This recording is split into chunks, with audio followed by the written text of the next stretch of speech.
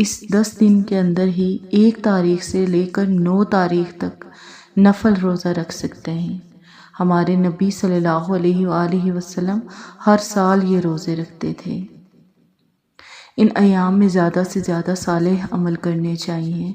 ان 10 دنوں میں اللہ کی وحدانیت بیان کرنی چاہیے، اللہ کی بڑائی بیان کرنی چاہیے اور اس کی حمد و ثنا بیان کرنی چاہیے، کیونکہ ان دنوں کے مقابلے میں اللہ کو کسی دن کا عمل اتنا پسند نہیں۔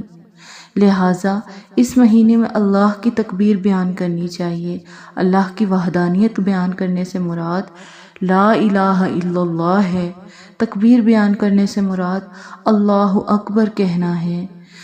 اسی طرح اللہ کی حمد و ثنا بیان کرنے سے مراد ہے کہ اس کی تعریف اور اس کی پاکی بیان کرنا۔